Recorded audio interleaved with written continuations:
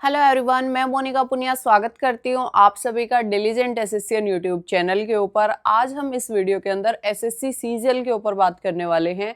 SSC CGL क्या होता है, कौन सी पोस्ट इसके थ्रू आपको मिलती है, क्या जॉब लोकेशन हो सकती है, क्या आप अपने घर के आसपास भी पोस्टेड रह सकते हो, कितना इसके अंदर सैलरी मिलती है आपको, कब इसका नोटिफिकेशन आएगा और कैसे आप तैयारी कर सकते हो, कब इसका एग्ज़ाम होगा और कौन कौन से प्रोसीजर्स ऐसे हैं जो आपको फॉलो करने चाहिए जो अपनी एसएससी सीजीएल की प्रिपरेशन है उसके अंदर। कौन से फ्री रिसोर्सेज हो सकते हैं, कौन से पेड कोर्सेज आप यूज़ कर सकते हो और क्या मैं आपकी मदद कर सकती हूँ इस पूरी प्रिपरेशन के अंदर, वो सारी चीज़ें इस वीडियो के अंदर हम बात करने वाले हैं। अगर आप एक ऐसे एस्पिरेंट हो जो 2025 का अटेम्प्ट दे रहे हो एसएससी सीजीएल का, तो आप इस वीडियो को डेफिनेटली सुन सकते हो। अगर आप एक ऐसे एस्पिरेंट हो जो 2026 या 27 का अटेम्प्ट देने की सोच रहे हो, तो आपके लिए भी ये वीडियो उतनी ही हेल्पफुल होगी और आप बहुत सारी चीज़ें ऐसी होंगी जो इस वीडियो के थ्रू सीख सकते हो और आगे अपनी जो प्रिपरेशन है उसको कंटिन्यू कर सकते हो। तो सबसे पहले हम बात करते हैं कि ये एसएससी सीजीएल क्या होता है। एसएससी एक आप लोगों की एक एजेंसी है जो अलग अलग गवर्नमेंट एग्जाम्स के लिए अपनी रिक्रूटमेंट कराती है। और आपका जो सीजीएल जो होता है कंबाइंड ग्रेजुएट लेवल, ये एक एग्ज़ाम होता है। इसके अंदर क्या होता है, आपका जितने भी ग्रेजुएट लेवल की एंट्रीज होती हैं, जहाँ पे भी आपकी ऑफिसर लेवल की पोस्ट होती है, उसकी जो रिक्रूटमेंट है वो इस एग्ज़ाम के थ्रू की जाती है। इसके अंदर आपकी लेवल 8 से एक ही पोस्ट है सिर्फ जो गजटेड है AAO वाली, उससे अलग सारी आपकी जो 4600 ग्रेड पे की पे है पोस्ट हैं, जो भी आपकी ASO की है या इंस्पेक्टर की है, वो सारी पोस्ट इसके थ्रू फिल की जाती हैं। उसके साथ साथ में आप लोगों की असिस्टेंट्स की, इसके अंदर सब इंस्पेक्टर्स भी हैं कुछ आपके CBI वगैरह के अंदर, और बहुत सारी पोस्ट हैं जो इस एग्ज़ाम के थ्रू पर्टिकुलरली फिल की जाती हैं। तो जब आप पोस्ट की लिस्ट देखोगे तो आपको दिखेगा कि 27-28 पोस्ट हैं जो इस एग्ज़ाम के थ्रू फिल की जाती हैं। लेकिन अगर मैं आपको एक सिंपल सी लैंग्वेज में बताऊं तो एसएससी का बेस्ट एग्ज़ाम है ये। और एसएससी की या जितनी भी इंडियन गवर्नमेंट की जो लेवल बी की पोस्ट है, वो one of the best post इसी एग्ज़ाम के थ्रू भरी जाती हैं। इस एग्ज़ाम के थ्रू आप जितनी भी मिनिस्ट्रीज हैं उनके अंदर ASO असिस्टेंट सेक्शन ऑफिसर बन सकते हो, और आपके जितने डिपार्टमेंट हैं, एक्साइज है, कस्टम्स है और आपका इनकम टैक्स है, इन जो डिपार्टमेंट्स हैं इनके अंदर आप इंस्पेक्टर बन सकते हो। तो आप ये मान के चल सकते हो कि one of the cream post जो है वो इस एग्ज़ाम के थ्रू भरी जाती हैं। और अच्छा खासा एग्ज़ाम के अंदर कंपटीशन होता है। One of the toughest exam आप इसको कंसीडर करके चल सकते हो जो एसएससी के एग्ज़ाम्स होते हैं उसके अंदर। इसके अंदर जो टिपिकली आपकी जो बेस्ट पोस्ट होती हैं उनके लिए जो कट ऑफ है वो बहुत हाई जाती है यूजुअली। और अगर आप जॉब लोकेशन के बारे में जानना चाहते हो तो जितनी भी मिनिस्ट्रीज हैं उनमें ऑलमोस्ट जो आपकी जॉब लोकेशन है वो परमानेंटली दिल्ली रहती है। बाकी अदर जो आपके डिपार्टमेंट्स हैं जैसे कि एक्साइज है, कस्टम्स है, इनमें आपकी रीजन वाइज पोस्टिंग्स हो जाती हैं। बहुत सारे जो पोस्ट है वो ऐसी भी हैं जिनके अंदर आपकी होम टाउन या नियर टू होम टाउन आपकी पोस्टिंग हो जाएगी। लाइक कि कोई स्टूडेंट बिहार से देख रहा है, कोई स्टूडेंट आपको बहुत दूर कहीं कर्नाटका या किसी बेंगलोर के रीजन से देख रहा है, तो आपके रीजन में भी आपकी जो पोस्टिंग्स है वो हो जाएंगी। ऐसा काफ़ी सारी पोस्ट के अंदर इसके अंदर ऑप्शन अवेलेबल है। बट ASO की जो पोस्ट है वो ऑलमोस्ट दिल्ली के अंदर ही आपको अपनी नौकरी जो है वो करनी पड़ेगी। उसके बाद में अगर हम बात करें कि नोटिफिकेशन कब आएगा, तो 22 अप्रैल 2025 को इसका जो नोटिफिकेशन है वो रिलीज किया जाएगा। इसका फॉर्म कौन भर सकते हैं? इसका फॉर्म ग्रेजुएट लेवल एक एग्जाम होता है, तो जिन्होंने ग्रेजुएशन अपनी कंप्लीट कर रखी है वो भर सकते हैं। इसके साथ में एक डाउट रहेगा, क्या अपियरिंग वाले भर सकते हैं? तो हाँ, जिनकी ग्रेजुएशन अभी आने वाले जो अगस्त का आपका टाइम होगा, अगस्त तक जिनकी ग्रेजुएशन कंप्लीट हो जाएगी वो लोग इस फॉर्म को फिल कर पाएंगे और अपना जो एग्ज़ाम है वो दे पाएंगे। इसके अंदर एज लिमिट क्या होती है? अलग अलग पोस्ट के लिए अलग अलग एज लिमिट होती है। 18 से 27 साल भी होती है, 18 से 30 साल भी होती है, और कुछ एक पोस्ट के अंदर 18 से 32 साल भी होती है। तो आप उसको अकॉर्डिंगली देख के और अपनी एज के अकॉर्डिंगली इस फॉर्म को फिल कर सकते हो। अभी हम इसके ऊपर बात करते हैं कि सिलेक्शन प्रोसेस क्या होता है, क्योंकि ये बेसिक डिटेल्स तो कुछ स्टूडेंट्स को ऑलरेडी पता होंगे या कुछ को नहीं पता होंगे, तो अभी मैंने आपको बता दिए। सिलेक्शन प्रोसेस के ऊपर अगर हम बात करें तो इसके सिलेक्शन प्रोसेस में Tier 1 एग्जाम होता है, टीयर 2 एग्ज़ाम होता है। उसके बाद में टीयर 2 वाले दिन ही आप लोगों का जो एक एग्ज़ाम होता है जिसके अंदर टाइपिंग और आप लोगों का कुछ कंप्यूटर से रिलेटेड एक छोटा-सा पेपर होता है। तो ये सारी चीज़ें आप लोगों की जो एग्ज़ाम का प्रोसेस है उसके अंदर आती हैं। एग्ज़ाम के प्रोसेस के अंदर जो टीयर 1 होता है उसके मार्क्स इंक्लूड नहीं होते, सिर्फ़ क्वालिफाइंग इन द नेचर होता है। एक आपकी कट ऑफ लगती है, उससे ऊपर जिसके मार्क्स होते हैं वो सारे स्टूडेंट टीयर 2 के लिए क्वालिफाइड होते हैं और वो टीयर 2 दे सकते हैं और सिर्फ़ टीयर 2 के ही मार्क्स इंक्लूड होते हैं जो आपका फाइनल सिलेक्शन होता है उसके अंदर। उसके बाद बाकी जितनी भी चीज़ें हैं वो सारी आप लोगों की क्वालिफाइंग इन द नेचर होती हैं, जो आपका टाइपिंग टेस्ट है वो भी और जो कंप्यूटर से रिलेटेड टेस्ट है वो भी। तो अभी हम बात करते हैं कि आप लोगों का जो टीयर 1 है, क्योंकि सबसे पहले आपका जो फेज़ है वो टीयर 1 है, तो उसके अकॉर्डिंगली आपको कैसे प्रिपरेशन करनी चाहिए, टीयर 1 कैसे एग्ज़ाम होता है। टीयर 1 जो आप लोगों का एग्ज़ाम होता है वो एक कंप्यूटर बेस्ड एग्ज़ाम होता है, मतलब आपको एक कंप्यूटर स्क्रीन के ऊपर आपका पेपर दिखता है। ऐसे पेपर या कॉपी की फॉर्मेट में आप लोगों को एक पेपर नहीं मिलता है या पेन पेपर के ऊपर जैसे आप पेपर सोल्व करते हो या ओएमआर शीट वगैरह, वैसा नहीं होता है। एक कंप्यूटर बेस्ड एग्ज़ाम होता है, कंप्यूटर स्क्रीन के ऊपर आपको पेपर दिखेगा। सोल्व करने के लिए डेफिनेटली आप लोगों को एक पेपर और पेन वो लोग ही आप लोगों को जो कंप्यूटर सेंटर पे जाओगे वहीं प्रोवाइड करवा देंगे। उसके ऊपर आप सोल्व करोगे, माउस से अपना टिक करोगे और उसके बाद आगे बढ़ोगे। तो ये आपका प्रोसेस होता है। जिन लोगों ने अभी तक कोई कंप्यूटर बेस्ड एग्ज़ाम नहीं दिया है, उन लोगों को मैं ज़रूर से रिकमेंड करूँगी, इवन ये तो हर किसी के लिए रिकमेंडेशन है कि अपना मॉक टेस्ट प्रैक्टिस करके ज़रूर जाना। और मॉक टेस्ट अगर कोई ऐसा एस्पिरेंट है जिसके पास लैपटॉप और मोबाइल दोनों हैं, तो लैपटॉप के ऊपर अपने मॉक टेस्ट प्रैक्टिस कीजिएगा। जिनके पास में लैपटॉप का ऑप्शन नहीं है, वो अपने कंप्यूटर से कर सकते हैं, फ़ोन से कर सकते हैं। अगर फ़ोन में कोई अपना ऐसा प्रोसीजर है जिसके थ्रू आप माउस वगैरह कनेक्ट कर सकते हो, तो माउस की प्रैक्टिस अगर करके रखोगे तो काफ़ी बेनिफिशियल रहेगा, क्योंकि एग्ज़ाम के अंदर माउस से ही आप लोगों को जो क्वेश्चंस हैं वो टिक करने होते हैं। स्क्रीन टच आप लोगों का नहीं होता है जैसे फ़ोन के अंदर होता है। मॉक टेस्ट ज़्यादा से ज़्यादा प्रैक्टिस करने हैं। और जो ये एग्ज़ाम है, ये क्या हर एक गवर्नमेंट जॉब के एग्ज़ाम के लिए मेरी सबसे पहली रिकमेंडेशन होती है टेक्स्ट बुक की। टेक्स्ट बुक से मॉक टेस्ट आप ज़रूर लगाइए।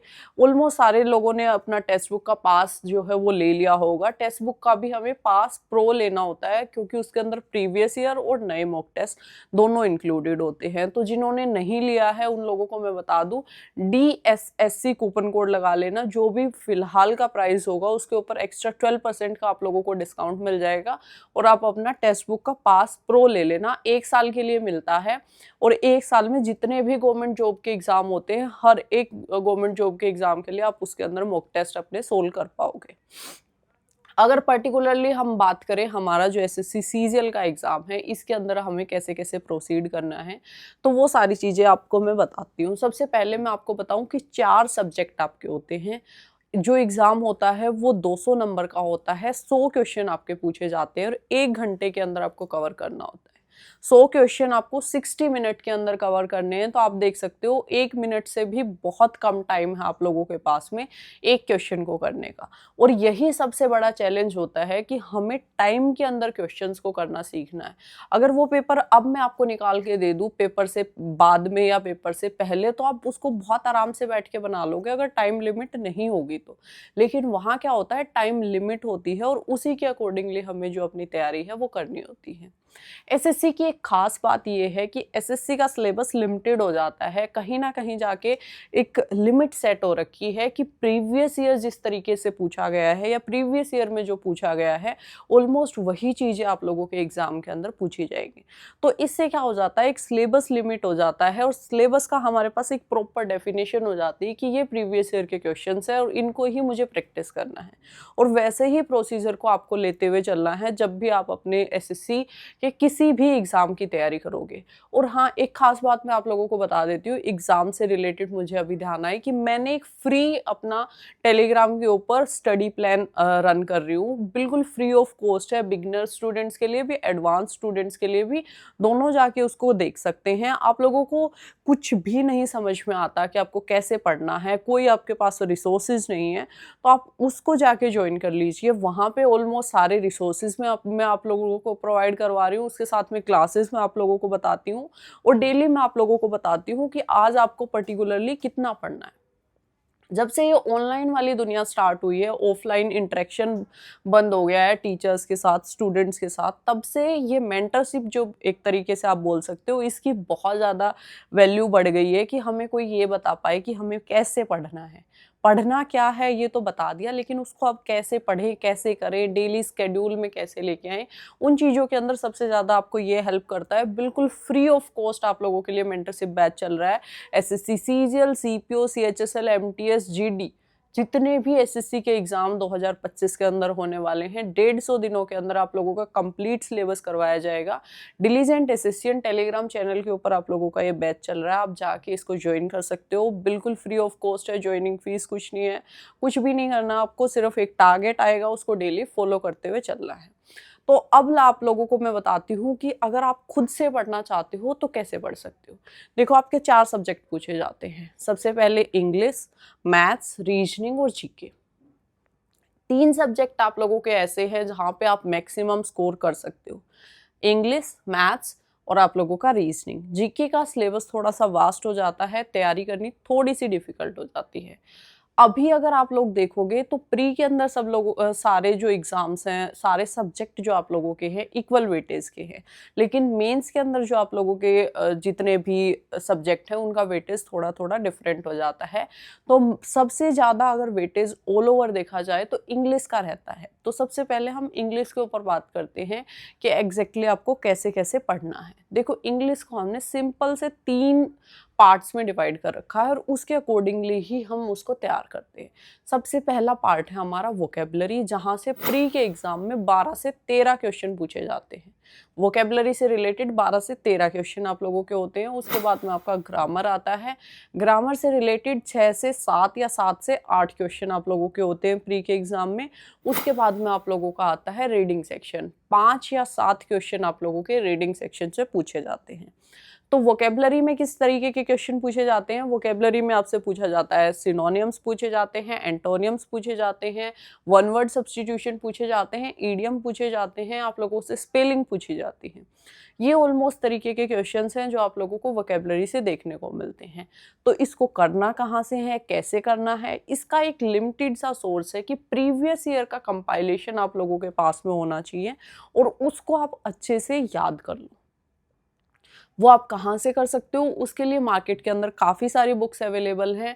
आप प्रीवियस ईयर का कंपाइलेशन जो सारे क्वेश्चंस के लिए लेते हो, उसके लिए मैंने बहुत बार आप लोगों को रिकमेंड किया है किरण पब्लिकेशन की एक बुक, जिसके अंदर से आप वोकेबलरी भी कर सकते हो, जिसके अंदर से आप ग्रामर भी कर सकते हो और रीडिंग सेक्शन भी कर सकते हो। इसके अंदर सारे क्वेश्चन जितने भी आज तक के प्रीवियस ईयर में पूछे गए हैं, चैप्टर वाइज फॉर्मेट के अंदर डिवाइड करके दिए हुए हैं। आपके पास में जो भी प्रीवियस ईयर का कंपाइलेशन है, उसमें से आप वोकेबलरी कर सकते हो।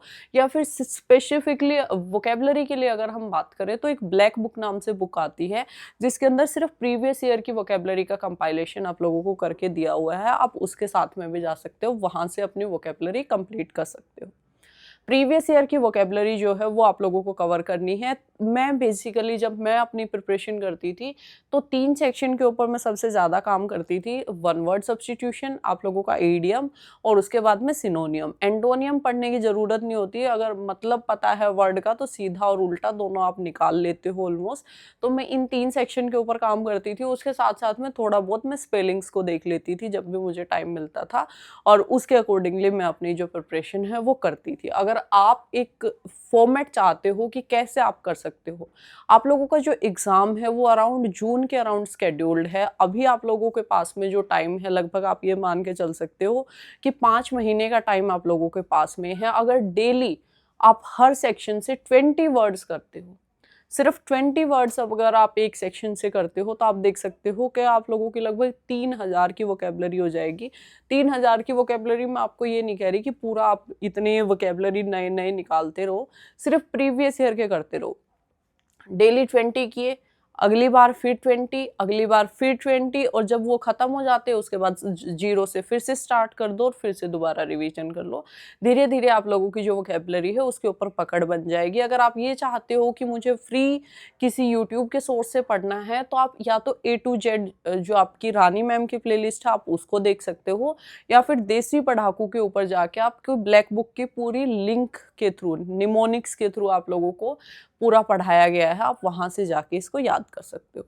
उसके बाद में अगर हम बात करें ग्रामर की, कि 7 से 8 क्वेश्चन आपके ग्रामर से पूछे जाते हैं। ग्रामर को कैसे करना है, ग्रामर को 2 पार्ट्स में डिवाइड किया गया है। पहले हैं आपके रूल्स या फिर आप उसको थ्योरी बोल सकते हो, और दूसरा पार्ट है आपकी प्रैक्टिस। तो रूल्स या थ्योरी वाला जो पार्ट है उसके लिए सिंपल से आप लोगों को एक बुक परचेज करनी है, नीतू सिंह मैम की जो वॉल्यूम 1 आती है, प्लिंथ टू पैरामाउंट की वॉल्यूम 1। सारी जितनी भी इंपॉर्टेंट बुक्स आएंगे उनके जो स्क्रीनशॉट्स हैं वो स्क्रीन के ऊपर ऐड करवा दूंगी मैं, और जो लिंक हैं, जो लेटेस्ट एडिशन के लिंक है वो डिस्क्रिप्शन बॉक्स में डलवा दूंगी।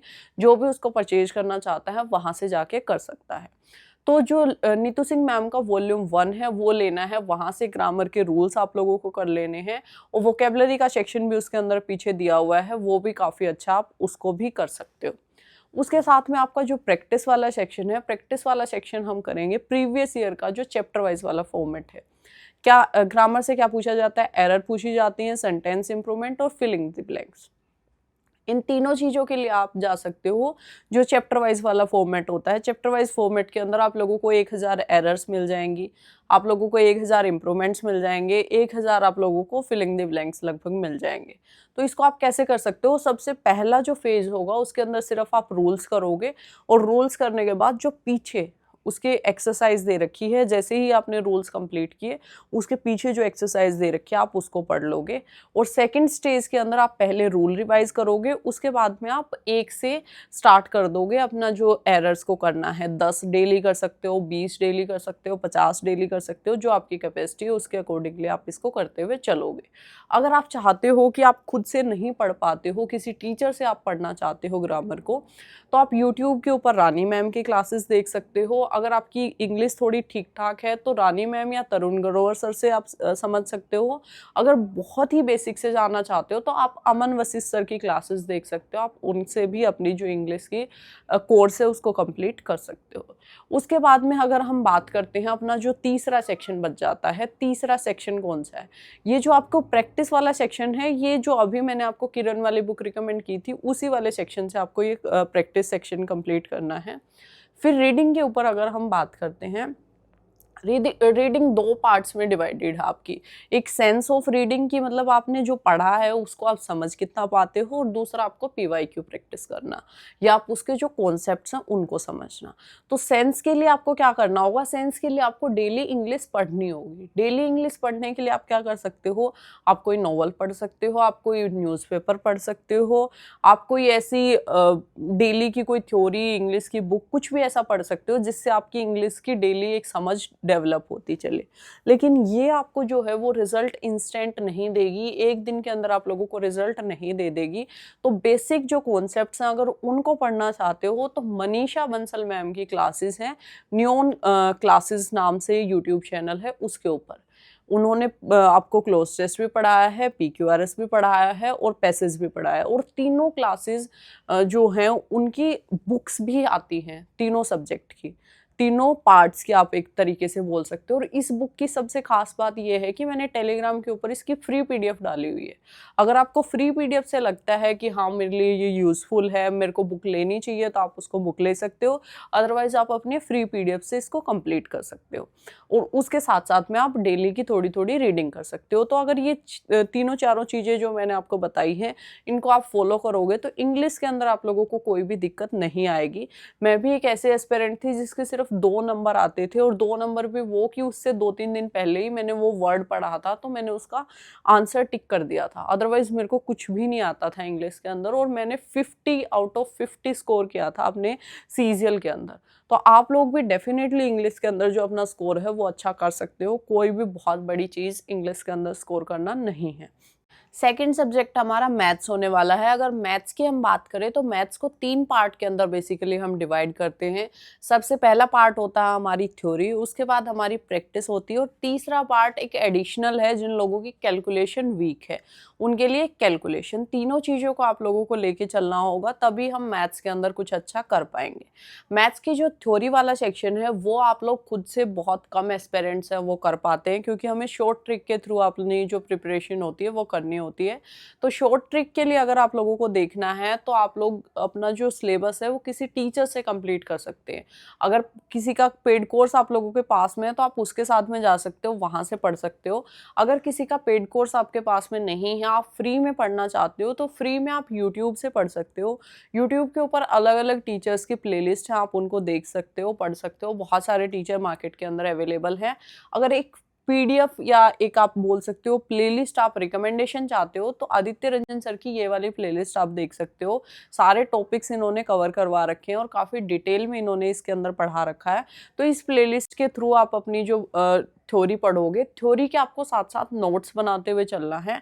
उसके बाद में आ जाती है आपकी प्रैक्टिस। इस केस के अंदर ऐसा नहीं होगा, जैसे मैंने आपको बताया था कि पहले पूरे ग्रामर के चैप्टर कंप्लीट कर लो, उसके बाद में प्रैक्टिस करना स्टार्ट करना।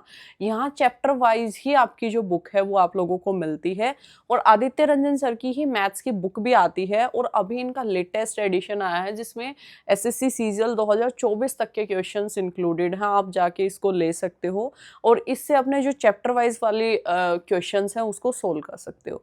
अगर आपके पास में कोई और भी चैप्टर वाइज की बुक है तो आप उसके साथ में भी जा सकते हो। कोई ऐसा फिक्स नहीं है कि सिर्फ यही लेनी है। अगर कोई एक लेना चाहते हो तो इस बुक के साथ में जा सकते हो। अच्छी बुक है, मेरी तरफ से रिकमेंडेड है। जैसे आपने क्या किया, आपने परसेंटेज पढ़ा, तो परसेंटेज के आप लोगों को चैप्टर वाइज क्वेश्चंस लगाने होंगे प्रीवियस ईयर के। जब तक आप इसके चैप्टर वाइज प्रीवियस ईयर के क्वेश्चन सोल्व नहीं कर लोगे तो आप मान ही नहीं सकते हो कि आपका वो चैप्टर हो गया है और ना ही आप उसको एग्जाम में परफॉर्म कर पाओगे। अभी जो स्टूडेंट्स पढ़ रहे होंगे उनके साथ में यही दिक्कत आ रही होगी कि उन्होंने चैप्टर तो कर लिए लेकिन अभी वो एग्जाम के अंदर परफॉर्म नहीं कर पा रहे हो। उसका सबसे बड़ा मेन रीजन यही है कि आपने प्रीवियस ईयर के क्वेश्चन प्रैक्टिस नहीं किए हैं। जितने भी एस्पिरेंट्स हैं हर किसी को मेरी तरफ से यही सलाह है कि प्लीज प्रीवियस ईयर के क्वेश्चंस को प्रैक्टिस करना ताकि आप एग्जाम के अंदर अच्छा परफॉर्म कर पाओ। आपने थ्योरी पढ़ी किसी टीचर से, उसके क्लास नोट्स बना लिए, उसके साथ में आपने प्रैक्टिस करने के लिए एक बुक ले ली, वहाँ से प्रैक्टिस करते हुए चले।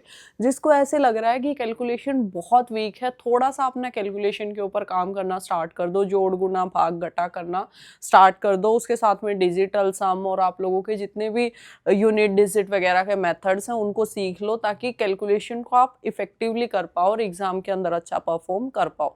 उसके साथ साथ में सेक्शनल मॉक टेस्ट लगाते रहना रेगुलर बेसिस के ऊपर, जो आप टेक्स्ट बुक से लगा सकते हो, ऑलरेडी मैंने आपको बता दिया है। वो भी आपको काफी जो अपना मॉक टेस्ट का स्कोर है या मैथ्स का स्कोर है उसको इम्प्रूव करने में हेल्प करेंगे। उसके बाद में हम बात करते हैं अपना रीजनिंग सेक्शन के ऊपर। रीजनिंग एक ऐसा सब्जेक्ट है जिसके अंदर ऑलमोस्ट स्टूडेंट अच्छा स्कोर करते हैं और अगर आप नहीं कर रहे हो तो आप ये मान के चल सकते हो कि आपका सिलेक्शन से ही दूर होते जा रहे हो, क्योंकि रीजनिंग के अंदर ऑलमोस्ट स्टूडेंट अच्छा स्कोर करेंगे और आप नहीं करोगे तो आप कहीं ना कहीं उनको बीट नहीं कर पाओगे कंपटीशन के अंदर।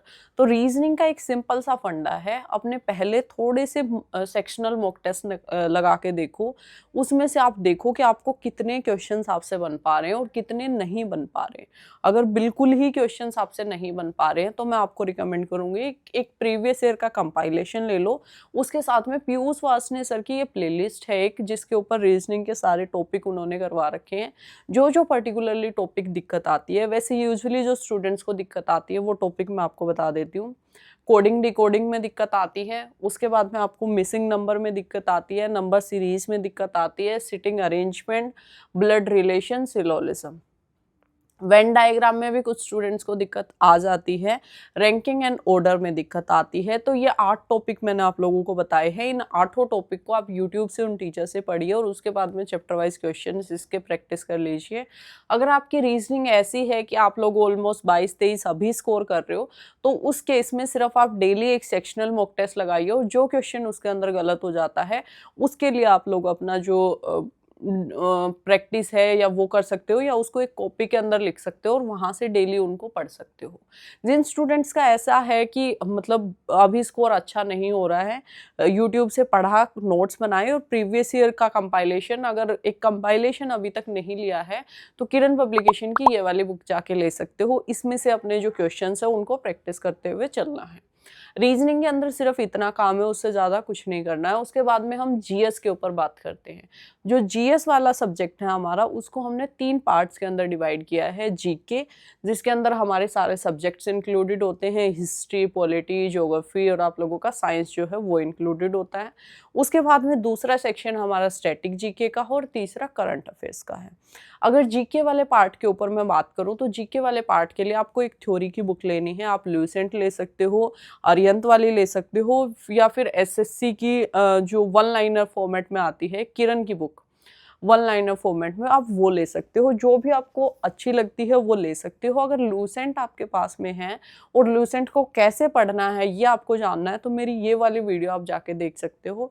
इसका लिंक जो है वो मैंने डिस्क्रिप्शन बॉक्स में डलवा दिया, आप वहाँ से जाके समझ सकते हो कि लूसेंट को एक्चुअली पढ़ना कैसे होता है।